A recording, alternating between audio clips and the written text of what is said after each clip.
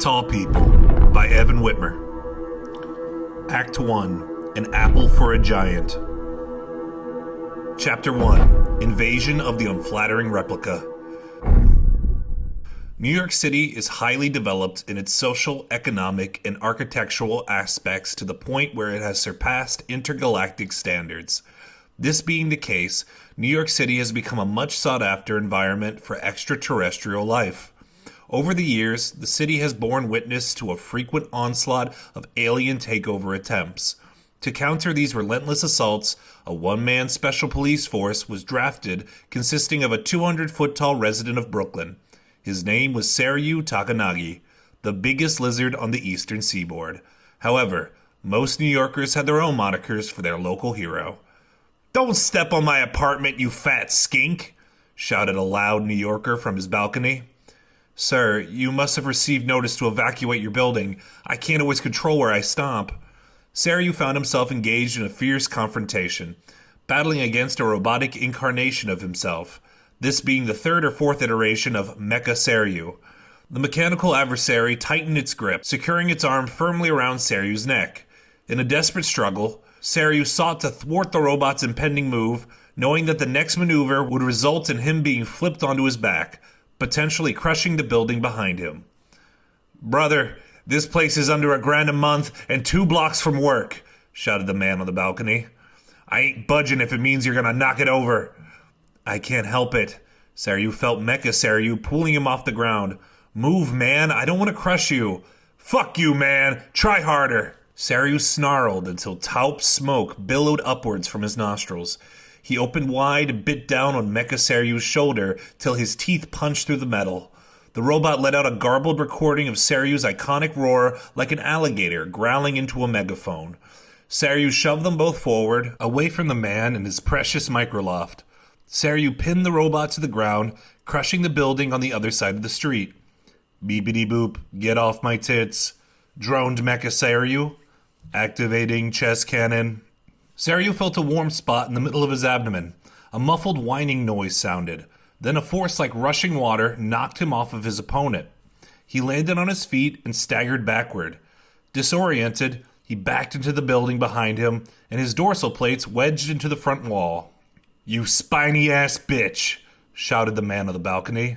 "You just took out the support structure. Don't fucking move." Seiryu watched as Mecha Seiryu stood back onto his feet and began recharging his chest beam. "Don't you do it!" The laser glowed bright red and made a high-pitched whistle. "Don't you do it!" Seiryu grabbed the man off the balcony and cupped him in his hands. The two jumped out of harm's way as the beam pierced through the man's building. The victim wailed in anguish, witnessing his cherished balcony succumb to the cascading ruins of brownstone and tinted glass. "You let him break my home!" "I saved your life." "And what have I got to live for, huh?" Rolling his eyes, Seiryu let the man's ranting fade into the background. The colossal Kaiju, towering over the chaos, surveyed the aftermath of destruction. The broken skyline bore witness to the fierce skirmish between colossal forces, each clash leaving indelible marks on the urban canvas. As the dust settled, Seiryu shifted his focus back to the imminent threat of Mecha Seiryu. Setting the irate man down on the sidewalk, Seiryu prepared to confront the mechanical menace. He clenched his fist to attack and was thrown off guard by a warm, wet sensation. He opened his hand and saw a brown smudge in the center of his palm. Did you just..." exclaimed Seiryu. "Fuck you, Geico!" yelled the balcony man. He ran backward down the street, flipping Seiryu off with both fingers. Seiryu dropped his hand and ducked under another laser blast. Once the beam diminished, Seiryu charged up to Mecha Seiryu and latched onto its head. The robot began slamming its fists into Seiryu's stomach. As Seiryu's soft belly absorbed the blows, he tore upwards harder and harder. The steel encasing the neck began to tear, exposing a column of wires. The circuitry snapped, sending sparks rolling down the robot's chest. Suddenly, the robot's punching stopped and its arms fell to its sides. The metal skull was wholly severed and rested in Seiryu's hands. Mecha Seiryu's body collapsed to its knees. Its chest fell forward with a loud crash. Electricity sizzled at the break in the neck, leaving black marks on the street below. Seiryu looked down at the robot's head in his hands. Its jaw kept moving, and its eyes still glowed a furious shade of red. Seiryu tucked the head under his arm and took a few deep breaths. The fight had exhausted him, so he strolled through the city at a giant snail's pace. He carried the head with him towards the shore. 15 minutes later, Seiryu strolled through a tranquil grassy park bordering the Hudson River. From the forsaken picnics scattered across the landscape, the park had clearly been bustling with activity as people seized the last warm moments of early October. However, the abrupt evacuation left the park eerily vacant. Every citizen in Greenwich Village had received a text message alerting them to the alien attack.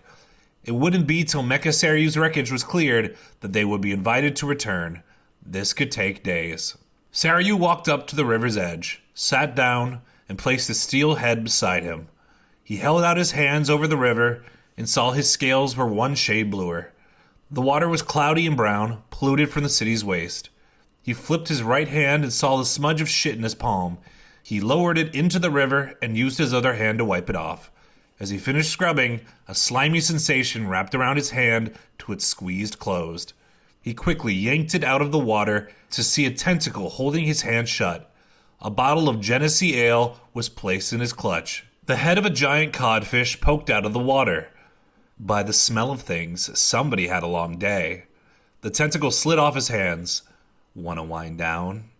Seiryu looked at the neck of the bottle, pinched in the crease of his knuckle. He reached down and used his claw to pop the cap. They don't respect me, Sook. Seiryu brought the little beer to his massive lips and poured the whole thing down his throat. I mean, I'm young. I get it. I don't respect cops either, but I'm a special cop. I don't give traffic tickets. I wrestle aliens. It doesn't matter your job, Sai. There's always going to be critics. Sook's hands emerged from the river and grabbed onto the park's edge. They were frog-like with webbing between the toes. She pulled herself up in front of the severed head and rested the top half of her body on the shore. She was giant, but she was only half the size of Seiryu. 3 tentacles came out on either side of her neck. The bottom 2 on the right each held onto a beer. I don't know why you bother with jobs, continued Sook. She stared into the eyes of the robot head. Tall people don't need jobs anymore. We only ever got them to appease humans. They make us look useful. Times have changed. They're not looking for reasons to kill us anymore. I like making money, Sook, said Seiryu. Plus, what would I do all day? Drink by myself? I'm not by myself. There are like 30 mutant fish down there getting drunk with me. This is the life, Sai. No offense, Sook, but you live in a river of filth, and I wouldn't be surprised if this beer were stolen. A drunken yoga class just got up and left it here. Yeah, there was an alien attack. They were running away. Sook pressed her squishy fingertips onto the robot's face. Another replica? Fighting fire with fire seems to be a universal concept amongst many sentient species, said Seiryu. He sighed. This one was made a little bigger in the middle than most. It made me feel kind of ashamed. Seiryu grabbed his abdomen and squeezed the folds of fat under his scales. Oh, Sook frowned. Sai, we're all getting older. I'm 30 next month. I think you just turned 28. It's getting harder to stay skinny. I get plenty of exercise at work, but work only comes twice a month. You should check your diet, said Sook.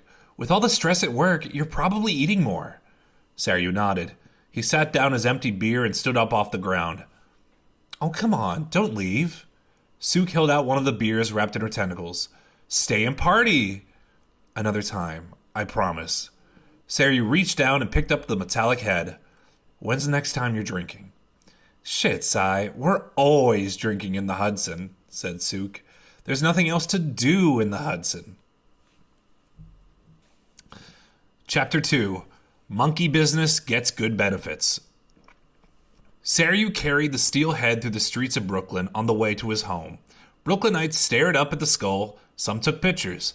Most of them looked relieved it wasn't their borough that was attacked. New Yorkers valued their lives through their consistently busy schedules. An evacuation would disrupt their relentless activity.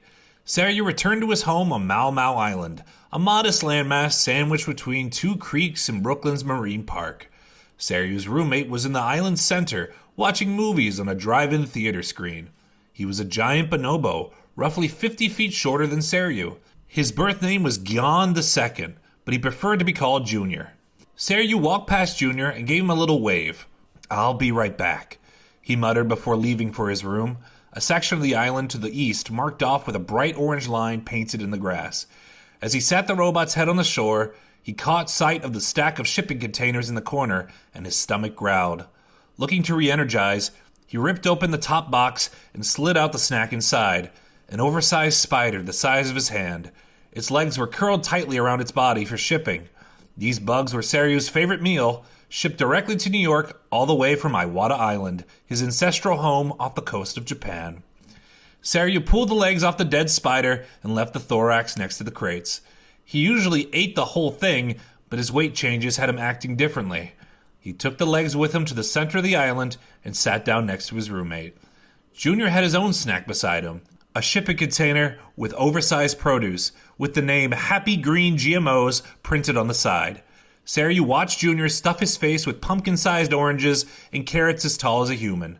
Then, his eyes moved downward and fixed on Junior's midsection. Junior was sporting a perfect set of six-pack abs beneath the thin hair of his pink chest.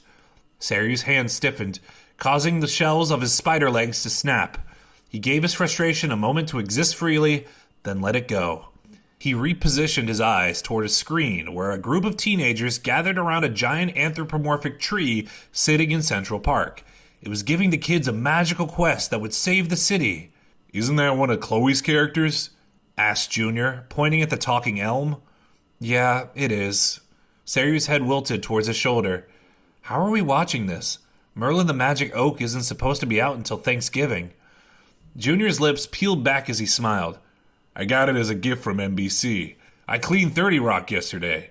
I turned a 6-person job lasting 2 weeks into a 1-man operation covering a day." Junior shrugged. "I saved them so much money, they felt like cash wasn't enough." Seiryu's heart followed a spider leg down into his stomach. It was discouraging hearing the people of New York act friendlier towards a window cleaner than a lifesaver. Seiryu considered he made 3 times as much as Junior, but still, he couldn't help feeling jealous. He cracked open a leg and sucked the meat out its maris furiously. "How are things going with Gary?" Seiryu asked when his mouth cleared. "Mobile Suit Gary?" Junior stopped himself from shoving more food waste into his lips. "God, he's sweet, but man, is it complicated." "Well, not everything can be perfect," said Seiryu. "You're dating a human. That's new territory for most of us." "I'm worried he thinks we're stiff," said Junior. "There hasn't been a big tall party in ages. We're all so fucking busy with our jobs." "Sook's always partying," said Seiryu. "She's practically begging us to join her. Why don't we take Gary to the Hudson?" "When? Why not tonight?" Junior nodded. "I think that'd be just the thing." He turned to his roommate, sporting a faint grin. "Are you going to bring Chloe?" "Yeah, of course." Seiryu locked eyes with Junior. "We'll all have fun." Seiryu turned back toward the movie and kept watching. He made it about halfway through the film when he ran out of spider legs. The plot itself could not hold his attention as the tree's roots came to life and formed a hip-hop jazz band. As they started to rap, he made a break for it and returned to his room. Seiryu sat in front of the metal head on the shore and grabbed a large boulder embedded in the ground. He pulled it up from the dirt and then repeatedly smashed it down onto the head.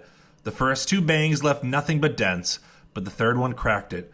Seiryu dug his claws into the slit and pulled the head apart, revealing a metallic bean-shaped cockpit that dropped out onto the sand. Seiryu raised his rock yet again, but before he could swing it down, the bean began to hiss. An airlock released, and a door on its side opened. Out of the bean crawled 3 pilots that looked like gorillas wearing silver spandex. "We surrender! We surrender!" The 8 men lifted their arms and fell to their knees. "We will accept your longest form of imprisonment." What planet are you from?" asked Seiryu.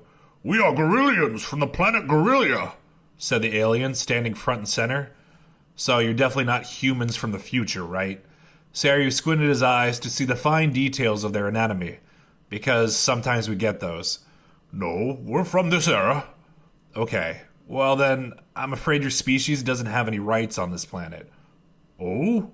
"So then, our law system won't dish out your sentence. It will be left entirely up to me." Seiryu pointed at his chest. "Oh, okay." The Grillians looked at one another with long, uneasy faces. "What's your reasoning for trying to kill people in a giant robot?" "We weren't trying to kill any humans, just you," said the lead Gorillian. You're the only one standing between us and this city. And why do you want New York City so badly? Picnics on the waterfront, a killer late-night scene, a galactically recognized skyline. Yeah, but the people, though.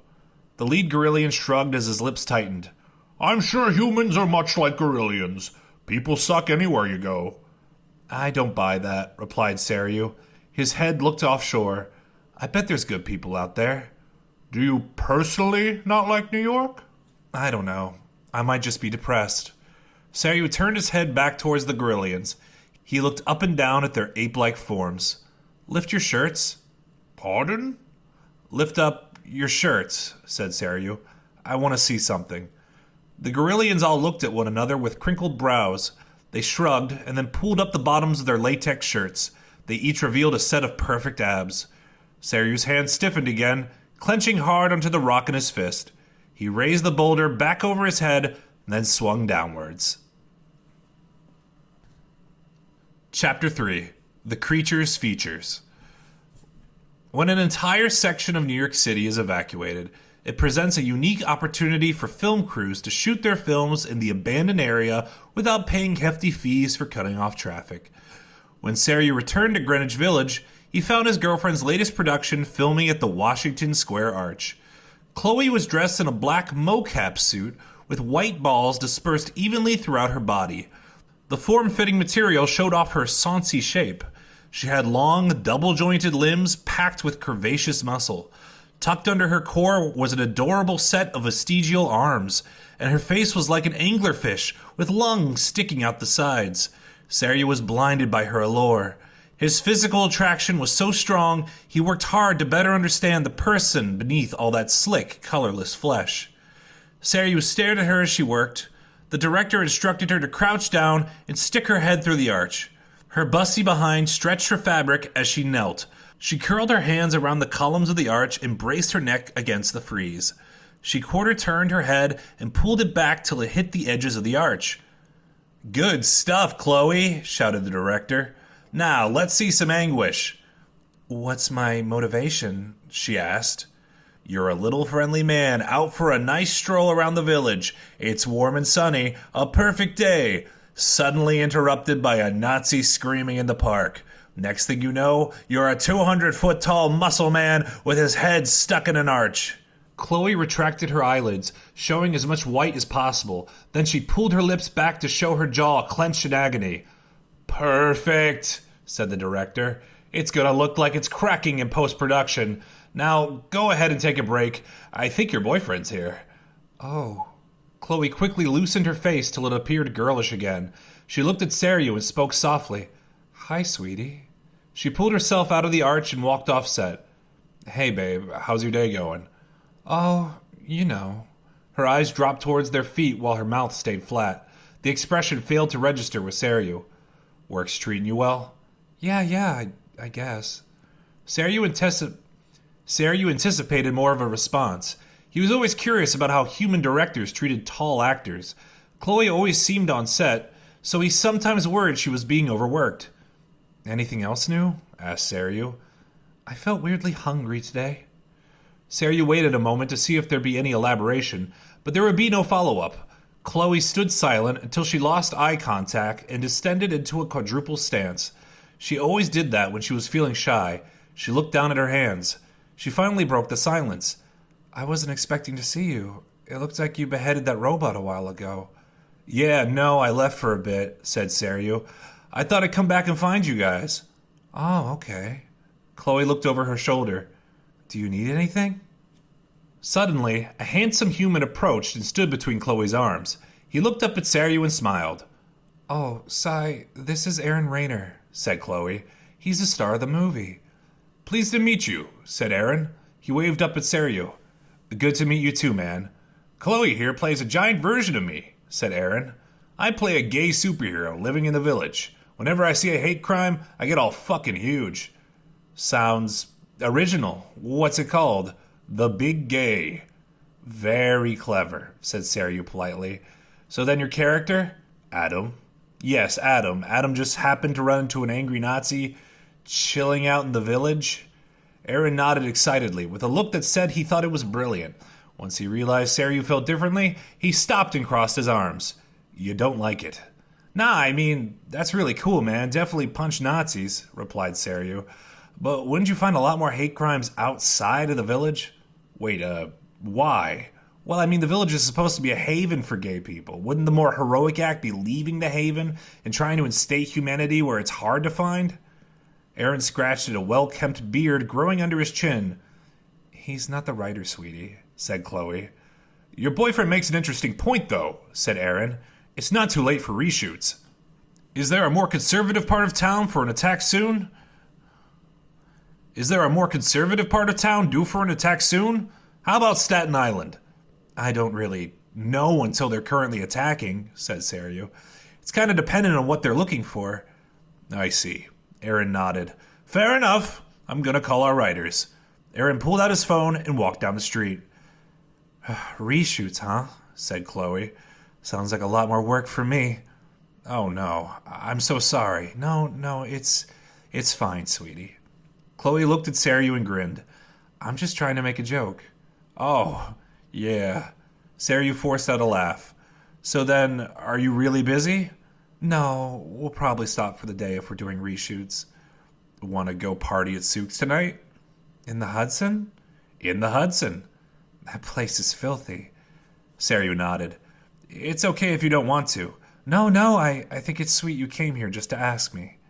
Chloe lifted her head and stared at Aaron, barking into his phone in the distance.